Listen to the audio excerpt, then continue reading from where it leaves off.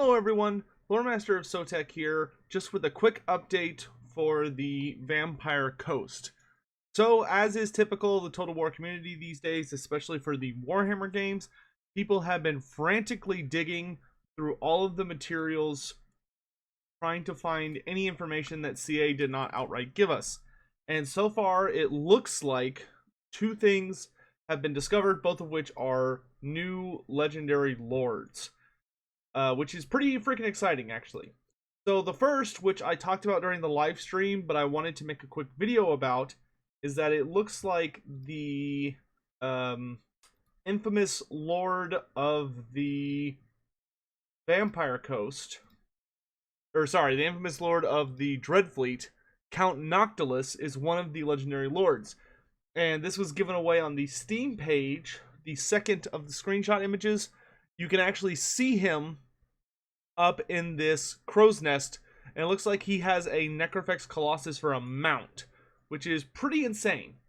And when I noticed, or someone pointed out to me that on the stream, and we took a look at it, it made me pretty hopeful that we were going to see at least one of the other Dreadfleet captains, which Dreadfleet, for those unaware, was a naval expansion to Warhammer 8th edition.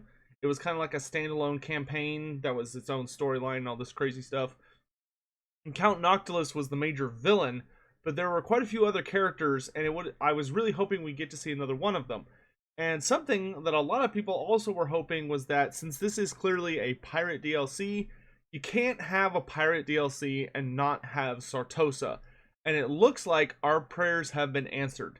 Because someone here on Reddit, let's see, Reno629, Reddit user Reno629 and Reddit user Drew West noticed that after the Steam page was posted, CA went back in and edited the Steam page from saying 4 undead legendary lords to just 4 legendary lords. That is not an accident, more than likely. So, one thing that's been happening in the prior DLCs is that we've seen kind of like a hybrid character ever since the Tomb Kings dropped. So Tomb Kings, you had 3 Tomb King lords, and then you had Archon the Black, who was a hybrid Tomb King Vampire Count lord. Then with the Queen and the Crone, we got Hellebron, who was just a straightforward Dark Elf character, Alariel, who was a straightforward, Alithanar, who was a straightforward High Elf character, and then Alariel, who was a hybrid of Wood Elves and High Elves. And it looks like that motif will be continuing into the Vampire Coast, because they changed this, which means likely one of the legendary lords is living. And then someone on my community messaged me about, and it was somewhere here in Reddit as well, that if you look at the main image for the Curse of the Vampire Coast, it looks like, so we've got Luther Harkin front and center, but it looks like there are 3 other characters around him. And at first, I didn't really think anything of it, but someone pointed out that this guy kind of looks like Noctilus, which this is not Noctilus. I know like the hat looks similar, but Noctilus has this really big golden thing on his chin. He's got all these spikes coming out of his back. That's definitely not him. But this chick is what's interesting.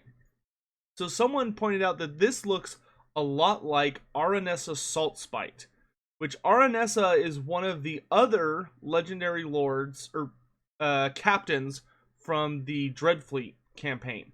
She was a Sartosan captain who represented Sartosa, and she's kind of a mutant, though it was revealed that she was actually something different. She's not technically human, though she's close enough.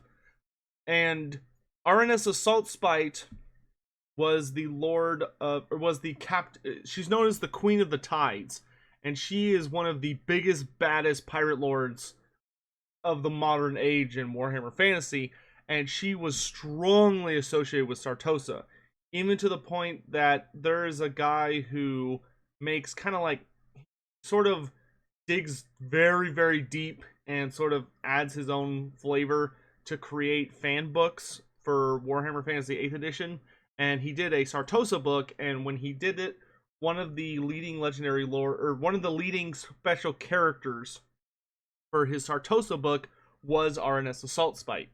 And when you read the Dreadfleet book, she is very strongly tied to it.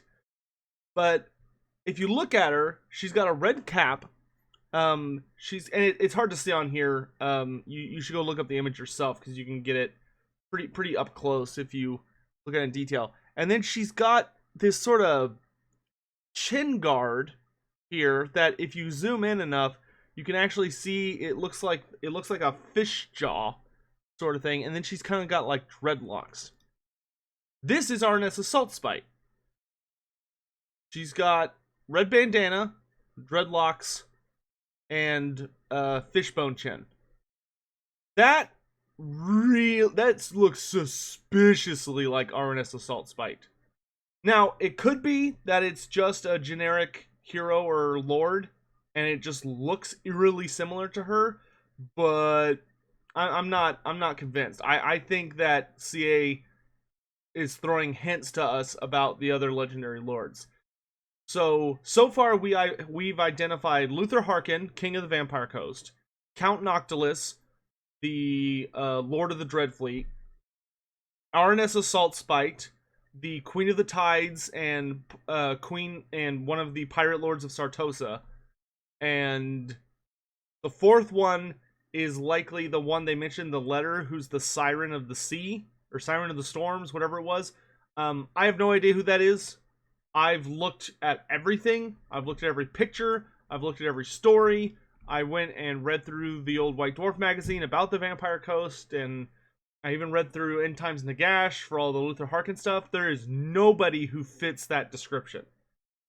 But, I mean, seeing as it's a siren, maybe... I don't know. We'll have to see. In any event, so... really exciting. So it looks like we're getting Arnessa Saltspite as the third legendary lord, and based on the fact that they changed from 4 undead characters to 4 characters, I'm guessing she's still alive, because in Dreadfleet she's alive. She's not undead. But hopefully she'll be the hybrid lord. So hopefully she'll have like a hybridization of like Empire and Vampire Coast, or just like maybe she'll have living pirate units instead of dead ones. I'm not exactly sure how they're gonna do it, because like a lot of the other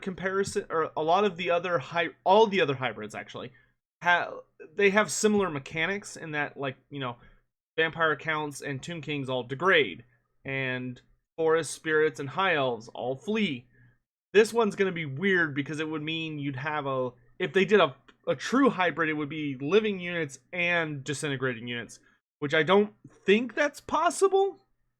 I haven't seen a rogue army do that yet. So, I don't know. Let me know in the comment section below if you play campaign as much as I do. A lot of us probably don't really pay close attention to rogue armies. You kind of, if you're like me, you probably just kind of like, when they pop up, you just attack them, auto-resolve, and move on. Have any of you seen a hybrid rogue army that had just like undead and living units? Because if not, then maybe she's just gonna have like a living roster, or maybe she'll get turned into a vampire. I don't know. I hope that's not the case. I would much rather her still be alive, because she is a badass character in the book. Arnessa Saltspite is a super badass character. In any event, just want to let you guys know about that update. I will be doing a very in-depth look at the trailer, but that video is probably going to take a bit, and I'm not probably going to have it out till tomorrow or Sunday.